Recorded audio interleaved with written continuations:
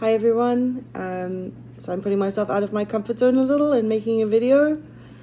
So the first point that I chose to do was UDL. So UDL is about predicting variability.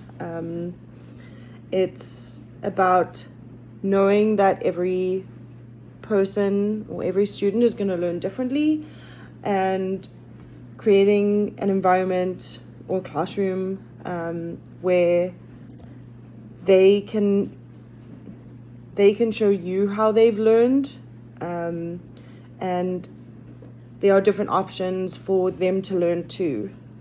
So I think this is about thinking universally, and like the resource that we had to look at, I really like this description of it. It's like a buffet of learning, so you can take from it what works best for you.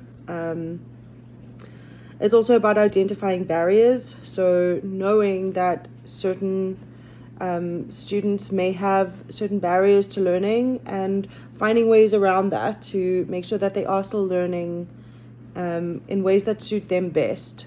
So if you have a student that struggles with test taking, allowing them to show what they've learned in a different way other than a test is an example of this. And it's a way of being proactive. So instead of finding out that someone has a problem and then making a plan afterwards, UDL is creating a space before that even happens, that students can show how they've learned and learn in ways that suit them before it's an issue. I think that the way that this assignment or this discussion was done is a great example of UDL. We were given options as to which questions we would want to answer or which topics we would want to discuss, and then discuss it in a way that suited us best. So whether that be in a graph or how I'm making a video, or if you wanted to write something, I think that's a perfect example of UDL. It allows us to have a choice in how we interact with our education. And I think that's really valuable. This was originally used for special needs students, but I think that it's great for everyone, because I think everyone has different strengths and weaknesses, and being given the opportunity to kind of showcase your strengths is good. I think we need to push ourselves in other aspects too, and we need to push our students to do things that are outside of their comfort zone. But UDL allows for that. The second topic that I wanted to discuss was analyze and explain the key components of a structured literacy lesson plan that focuses on writing. So a structured literacy writing lesson would be broken up into a few key concepts. The first kind of section of the lesson would be starting with a topic, and that topic would be very broad. This allows for brainstorming and discussion, and it's during this beginning part that we start building on vocabulary. The second key concept or second part is the topic concepts, and it's here that some reading is brought in, and this allows students to analyze a reading prompt. This reading is a very close reading, and it is used to find key information.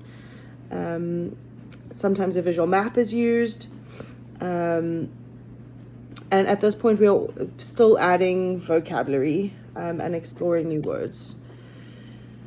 The third key concept or part of a lesson is the word level, and at this point we are selecting key vocab words to then analyze.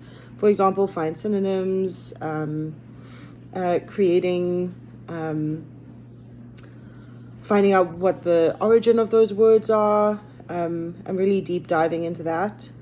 Number 4 is the sentence level, And that's where we start generating sentences using those key vocab words that we've used in the steps before.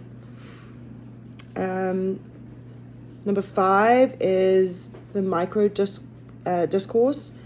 And this is where we start to include more details in what we're writing. And this is done using the cohesion circle. And at this point, we start working on linking the sentences that we made before together. And then number 6 is paragraphs and essays. So at this point, students are ready to write their paragraphs or essays, and they do this through using strategies and tools that they learned during the planning process. So everything that they've done before all kind of comes together at this point. So even though it might take longer, because you have to go through all those steps of finding the vocab, learning what that vocab is, creating sentences, and then putting the sentences together, that process takes longer than just sitting down and writing. But in the end, I think, well, we know that they learn better by doing it this way. And by using these strategies and tools that they learn during the planning process, and examples of this could be word boxes, cohesion circles, mind maps. These are all things that they can look back on during their essay or paragraph writing process.